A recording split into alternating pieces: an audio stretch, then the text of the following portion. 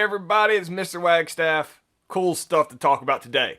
So, we're all over the place today. We're going to talk about racism. We're going to talk about imperialism. We're going to talk about everything. We're going to talk about newspapers. We're going to talk about art. We're going to talk about all types of stuff as we come together to kind of explain the culture of what is taking place in America as we start the 1900s or the 20th century. All right. So, we get started today. One of the most important court cases in American history is Plessy versus Ferguson because it's absolutely ridiculous. So, Plessy versus Ferguson is the most racist court case decision in American history. Plessy versus Ferguson is going to be the court case that says separate but equal in the United States is okay. It is okay to segregate people in the United States based on the color of their skin, specifically talking about African Americans. So you may have learned that in previous courses or heard about that. If you haven't, it's fine. We're going to catch up with you on all that here shortly. But what you may not be aware of is in this court case in which has catastrophic consequences for African Americans in the United States, where they are legally segregated from the rest of society, and races are segregated. That the black guy in this case actually wins the court case. So the most racist and awful outcome for black people from this court case is a case in which the black guy who is against the unfair treatment that he's being given because he's black actually wins the case. So I'm gonna go through and tell you the story of Plessy versus Ferguson because it's crazy. All right, so I want to start out with this cartoon. All right, so here's what happens. There's a rich black guy. His name is Homer Plessy. This is supposed to be Homer Plessy here. All right. So it was not common for black people to be rich, but it did happen. So Homer Plessy shows up at the train station because this is how people traveled. We've talked about that so far. He shows up at the train station, and buys himself a first class ticket. So a first class ticket means you get to sit in a fancy car and you have people catering to you, kind of like a Pullman car type thing. So he shows up, he buys a first class ticket, he gets on the train. He sits down in the first class section, and everything's going good until the conductor comes up, which is this guy, all right, in this picture. And this guy in this picture is being a real jerk to him. And he says, "You're black, you have to go to the black-only car." Homer Plessy's like, "Oh, this is such a waste of time. Fine, where's the first-class black car at? Like, where's the black Pullman car?" All right? They're like, "Yeah, that's not a thing. You just have to go sit with all the other black people." So Homer Plessy is forced to move out of the first-class car to go sit in the railroad car that's for black people. He is furious. Homer Plessy isn't angry about the fact that he is forced to have to go sit with black people, or that he's being discriminated against and forced out of his railroad car. He's furious that he has to go sit with the poors. Like, that's his main argument here. He was like, if you're going to force me to move, you better have a first-class car for me to move to as well. He sues the railroad company, which is owned by Ferguson. So Ferguson isn't the conductor. This is the guy that owns the railroad company. And takes him to the Supreme Court and says, if you make me move from a first-class car because I'm black, you better have a black first-class car for me to move to. The Supreme Court agrees with him and says yes. Now, what they're going to say is that segregation is okay, but it has to be equal. So separate but equal is okay. Now, this is, at first, when you get in here, you're like, okay, maybe all the judges weren't that much turds. Maybe they really thought this was like the best thing to do, is separate but equal. The dissenting opinions from this means the judges who didn't agree with the majority clearly said this is awful. This is racially motivated. It is awful. Like, people knew at the time what this decision was going to do, because the South was already segregating everybody with these Jim Crow laws. They were already trying to separate them. Now the Supreme Court, which they fully expected, most of the people in the country thought the Supreme Court would show up and say, you can't segregate people based on race. The Supreme Court says, have at it. It's just got to be equal. From the beginning, like the dissenting opinions, the other judges said, this isn't going to be equal. There is no equality here when one group is the minority being discriminated against.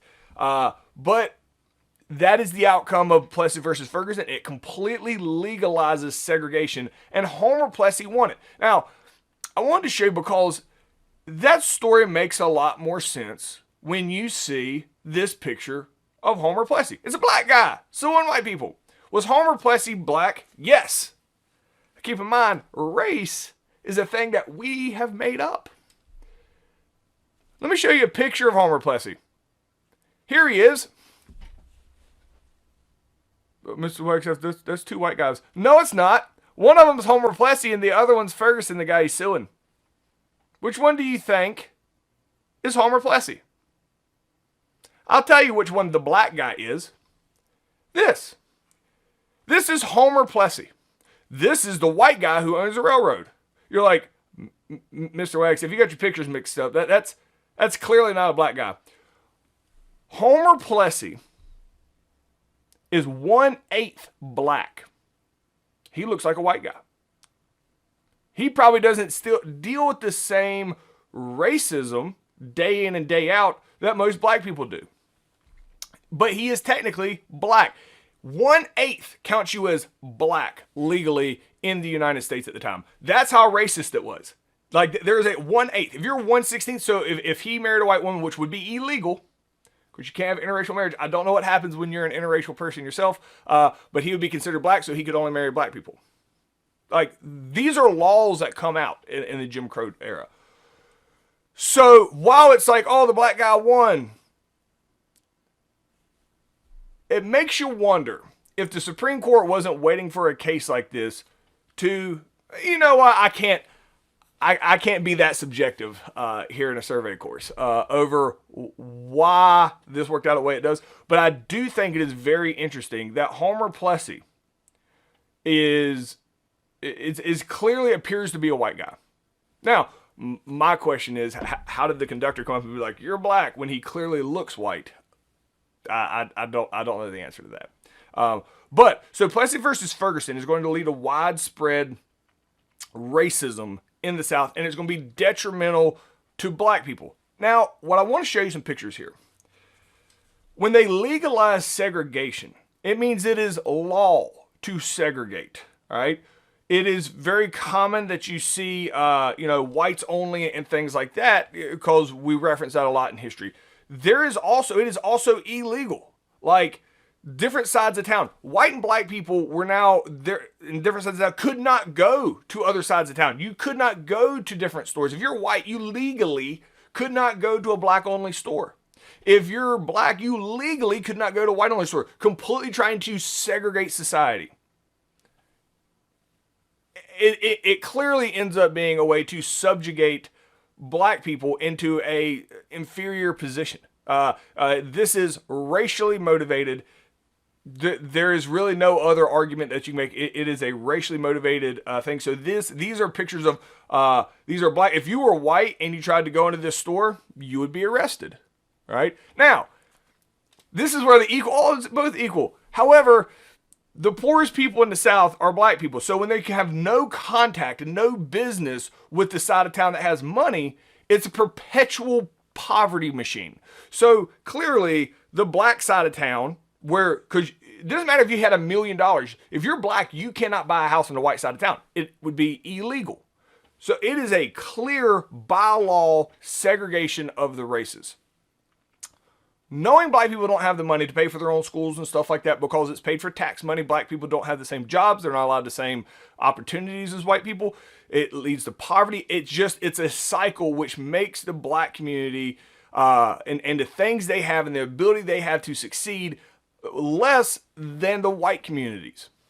It's institutional racism, right? That term gets used a lot now. This is what it is. This is a clear 100% example of it. This is the more common that you probably see is the white people only parts of town, but they were equally segregated. This cartoon, I think, does a good job so people knew at the time. So this is the train car for white folks and the Jim Crow car. Which one's nicer? Oh, it's equal because you have one for black people and you have one for white people, but which one is nicer?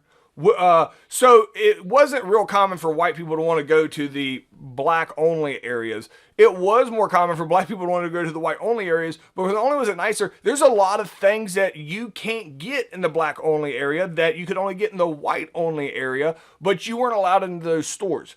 It is baffling to think this is 100 years ago, just like 1 or 2 generations ago, this is what was taking place in our country, and it doesn't change for a long time. We're going to move through that as we get further through U.S. history of about how this happens. So understand that black people were treated completely as second-class citizens at the time in the United States. There's no other ways around it. Regardless of what the Constitution says they have the same rights, the lynchings and the things that would happen in the South as terrorism to keep black people from fighting for their rights was a real thing. So, with the help of court cases like Plessy versus Ferguson, black people are subjugated to second-class citizens. All right. So we're going to move on. We're not done with racism in the United States. It's kind of just below the surface in almost all the stories that we have. And we get up to the Civil Rights Movement. And I think when we get to the Civil Rights Movement, units from now, you will understand why the country reacts the way it does. All right. About the biggest jump that you can make, newspapers. We're going to talk about newspapers now. The newspapers are really, really important. All right. So newspapers is how people get their information. There's no internet. There's no social media. There's none of that. There's none of your face snaps that you youngins use or whatever social media account is popular this year. So newspapers is how people get their information.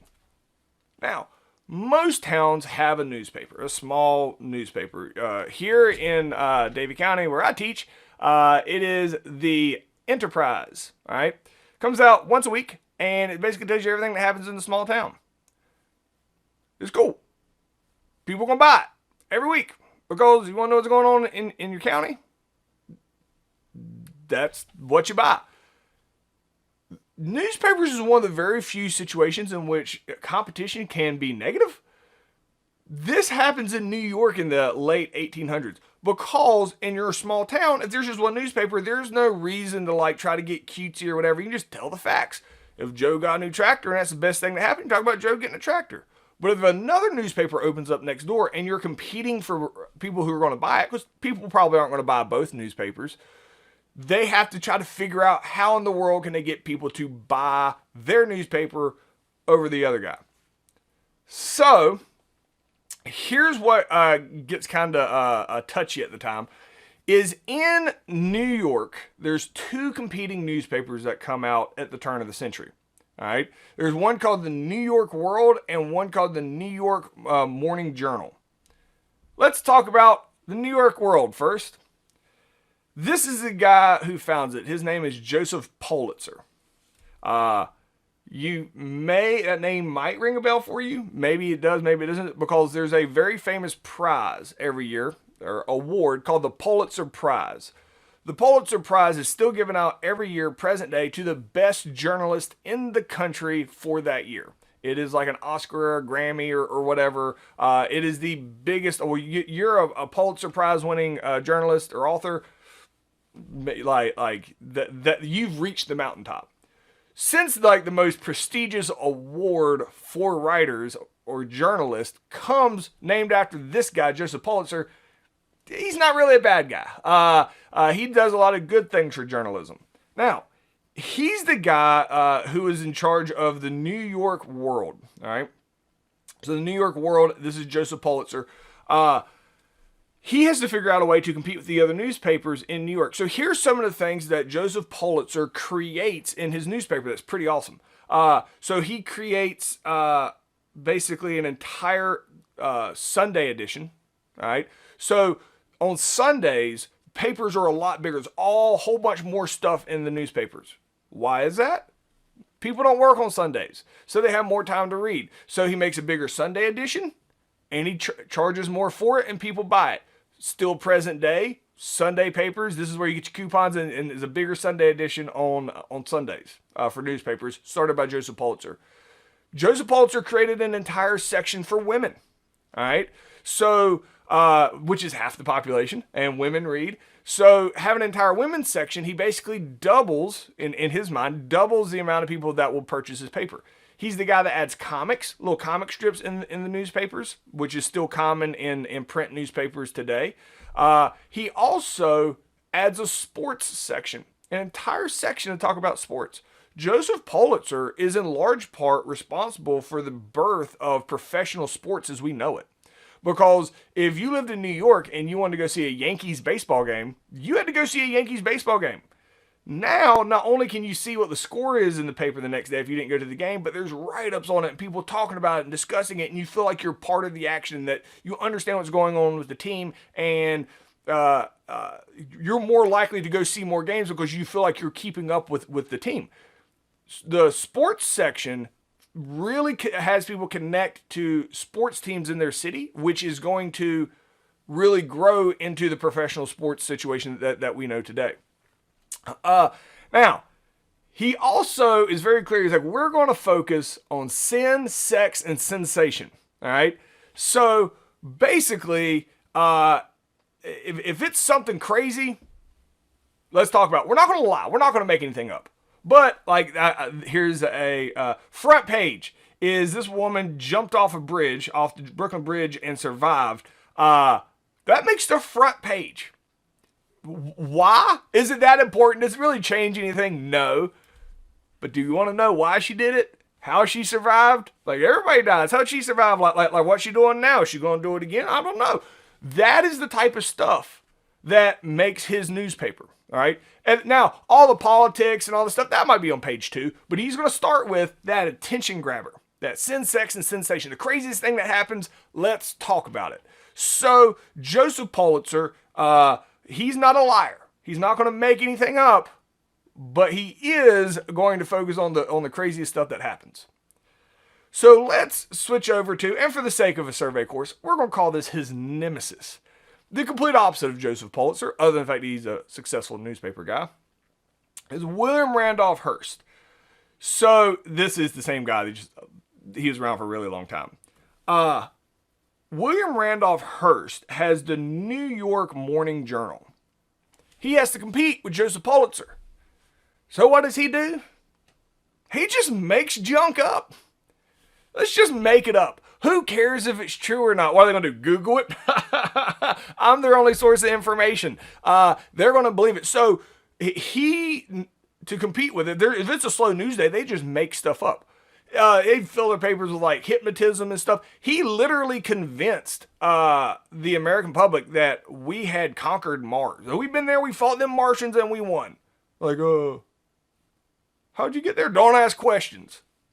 So William Randolph Hearst, he's what's called a yellow journalist. He's just going to make stuff up in order to sell newspapers. So this is a quote by him. It says, "We must be alarmingly enterprising and we must be startling original. And we do new and striking things which constitute a revolution." Like, he's like, that's more of a reference to the Spanish-American War that we're going to talk about, because he is actually pivotal in getting us involved in a war because he lies so much and people believe him. Don't be afraid to make a mistake. Your readers might like it. Like, who cares? Just put it out there and see what happens. This is a famous cartoon. So in the Spanish-American War, which we haven't talked about yet, we'll talk about that soon in a future lesson, that this is a cartoon, this is not true, saying that this general has ordered to kill everybody in the Philippines over the age of 10, just execute them, all right? This is clearly not true, but it is designed to elicit an emotional response. The need to sell newspapers, whether it's true or not, is actually going to pull the United States into a war with Spain. And it's a cool story, so I'm not going to give you any prequel. When we get there, the Spanish-American War, we're going to talk about it. But this guy, in large part, is responsible for that. Now, so this is yellow journalism, where you just make stuff up to sell newspapers. Yellow journalism still exists today. I say that. I haven't seen a whole lot here recently. When I was a kid, there used to be these newspapers that were, when you checked out at the grocery store, that had the most ridiculous stuff ever. Let me give you an example. This is Hillary Clinton adopts alien baby. All right. So this is Hillary Clinton. She's supposed to be the first lady. This is the early 90s. All right. So she was the first lady at the time. I mean, she's married to the president. So this is Hillary Clinton. She's holding a baby. So it's the official photo. The Secret Service is building a nursery in the White House. All right. Now, is this real? No. Everybody knows it's not real. Like anybody with a brain, and you can go Google it. No, it's not real. But do you still kind of want to read it? Like you're like, what in the world? So this was probably the closest thing we have to yellow journalism today. The problem with yellow journalism today, and this is within my lifetime, so I call it today, is the fact that you can go Google and find out that this is fake. Back in the 1900s, you can't do that. So they just took whatever was in the paper as face value. If this came out in the 1900s, people would believe this, that the first lady literally has an alien baby. All right. Art and literature.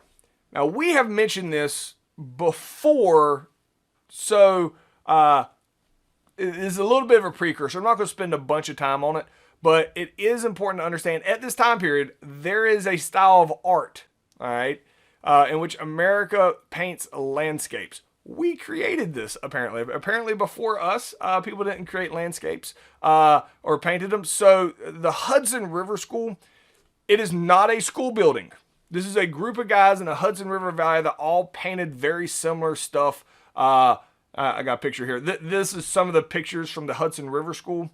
Just a group of guys that painted beautiful, very realistic paintings of the Hudson River Valley that was not built up at the time.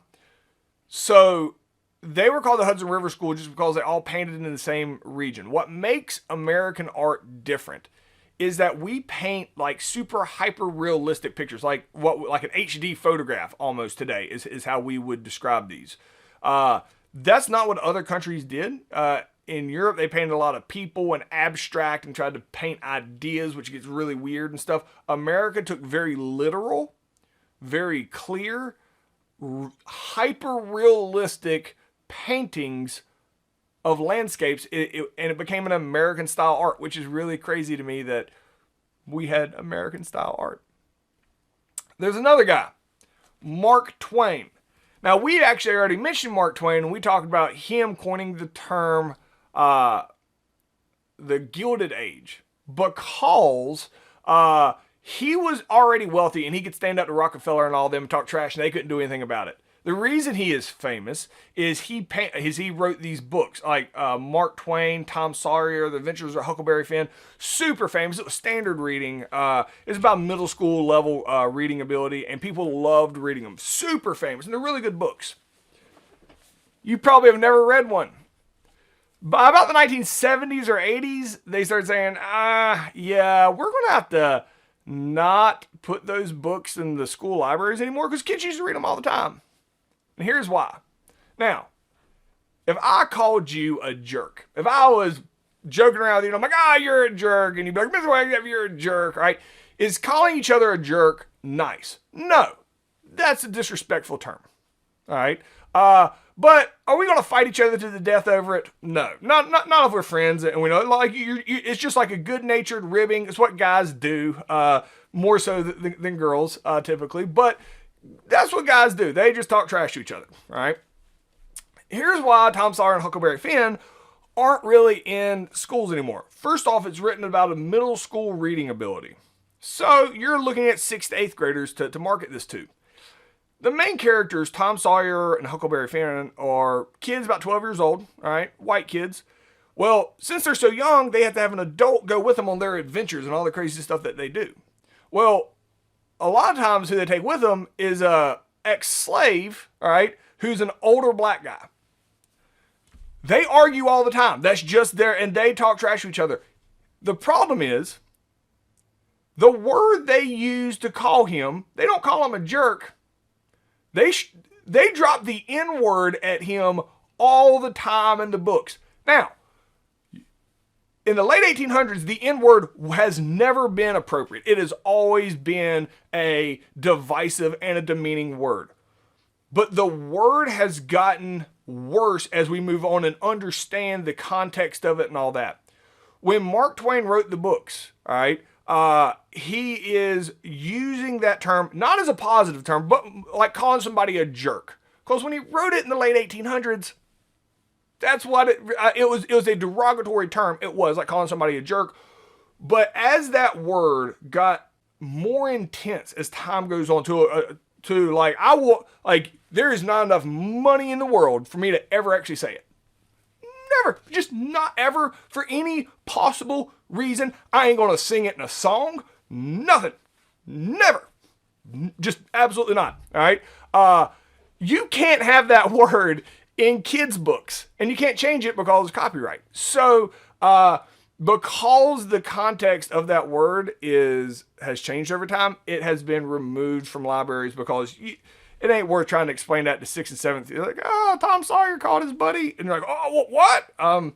So that's a big reason that a lot of the Tom Sawyer and Huckleberry Finn books are not in school libraries anymore, even though they are really good books. And they don't have edited versions of them that I'm aware of. And there's some type of legal reason for that. All right. The pressure to expand. Imperialism. This is a big fancy word saying you're going to take over other junk.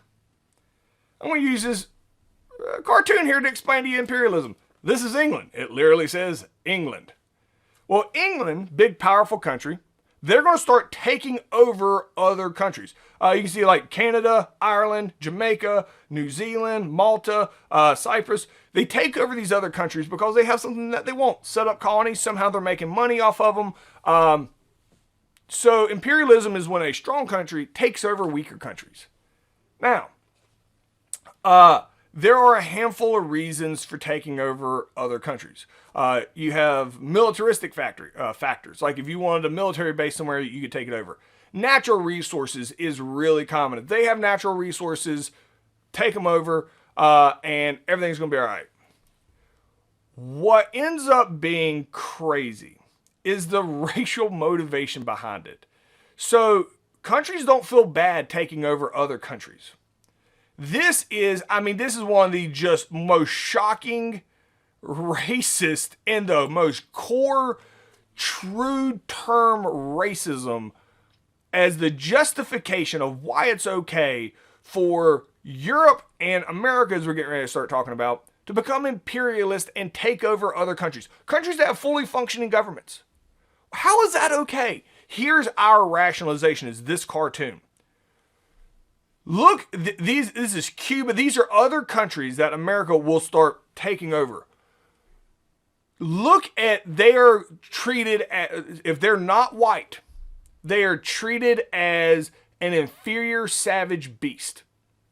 This is supposed to be Europe, and the same thing with India and China. I mean, they are just given caricatures. Lesser than human, all right? Like they look like animals, regardless of the race. So much so, the term for this, and this is literally the mentality at the time, it is called the white man's burden. Like, oh, it's so tough being white because you have to civilize all these other non-white people, as they literally are going to take them up this mountain and covering all this, the fact that they are trying to keep them from being ignorant. So you're carrying them over the rock of ignorance. And it's like, the hypocrisy is shocking. To bring all of these civilizations, these people up to civilization, it is America's responsibility. It is white people's responsibility to civilize non-white cultures. that level of racism is shocking, just incomprehensible. All right. So now that America decides, hey, we should also become imperialist, but like England has become. The reason that they want to become imperialist is because you get a lot of money out of it. There's humanitarian factors. This is the craziest thing. That one of the motivating factors for America taking over other countries is the fact that we feel like we're doing them a solid by taking them over. That's right. They're not good enough without us. It's better for them to get taken over by America. So, now the first time a country ever decides to be imperialist, and try to take over another country, they always screw it up. Always screw it up. That's just the thing. The first time you try to be imperialist, you screw it up. America is no different. The first thing America tries to do, we actually tried this in 1866. Be imperialist, take over another country. So we buy Alaska from Russia so we can spread our, so the guy who buys it is the Secretary of State, a guy named Seward. Everybody makes fun of Seward for buying Alaska. They're like, what? If you want to be imperialist, you just take it over. You don't buy it. What are you doing? And they made fun of Seward in his whole life. This is literally called Sewards Folly. And he ends up dying with everybody making fun of the fact that he bought Alaska for like $1 million, which is good money, but it's not that much. And here's a picture, a cartoon of Seward buying from the Russians. Remember that picture of how inhumane and animalistic anybody that wasn't white looked? Look at this picture of Russia. White guy. Now, let's ignore the fact that 50% of Russia's population is Asian. Oh, you didn't know that? I wonder why. Is it still because present day, whenever you see a movie about Russia, it's nothing but white people? Maybe we're not as advanced as you think we are. But moving back here, so the perception that Russia is all white people. Here is, of a stately military guy. Like, this paints Russia in a good light. Seward's the guy that's being made fun of here. He's like, you want a boat? Which is, we paid him in some Navy ships. In order to buy this, which is nothing but like polar bears. Is this like Bigfoot? I'm not real sure what that is on the picture, but it's just like a wilderness, completely useless. So he gets made fun of for this. After he dies, they discover there's a crap ton of oil in Alaska, and they stop making fun of him, but he actually died being made fun of his whole life for purchasing this. But now it's considered to be one of the best buys ever because there's so much oil in Alaska and so many natural resources that we now own. So it ended up being a great deal, but he never benefited from it. All right. The next jerk move that we're going to do with imperialism is Hawaii, which is right here. All right. So we trade with China, which is here. And it's a long trip back and forth. And now a lot of the ships, they need oil and they need coal. Just go with me on this. In order for a ship to refuel, it has to be docked. Just go with me on that. Present day it doesn't, but back then it does. In order for a ship to refuel, it has to be docked. Well, you can't make it all the way over here and all the way back from China on a single tank of gas, we'll say. They need a place to dock. Basically, they're going to need a gas station, a refueling station. Not a place that has a bunch of gas or coal, but just a dock that you can have to refuel. So America wants the Hawaiian Islands.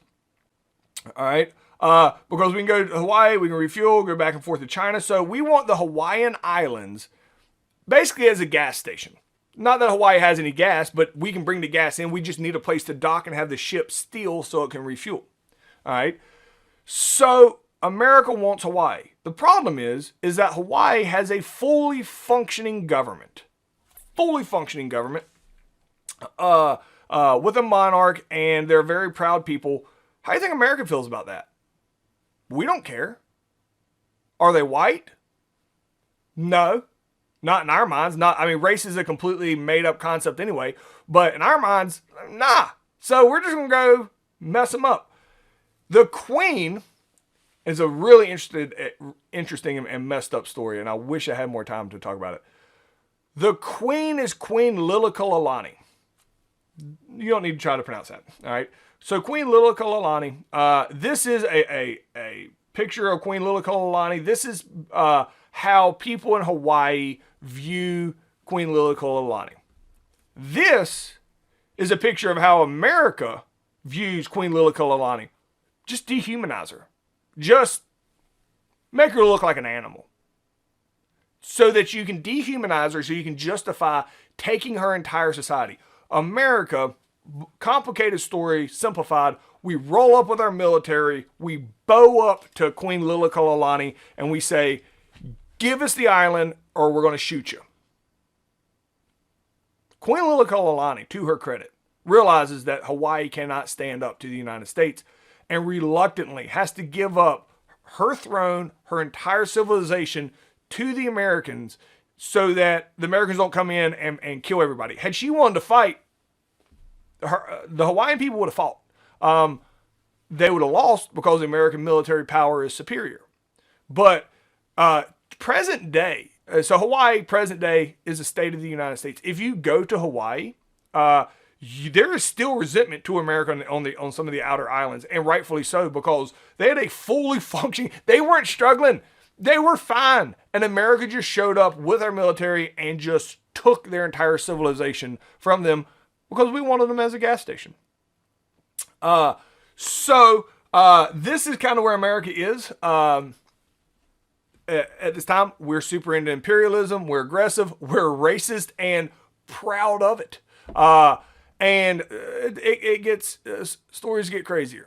All right, that's where we're going to stop at today. I will see you guys in the next lesson.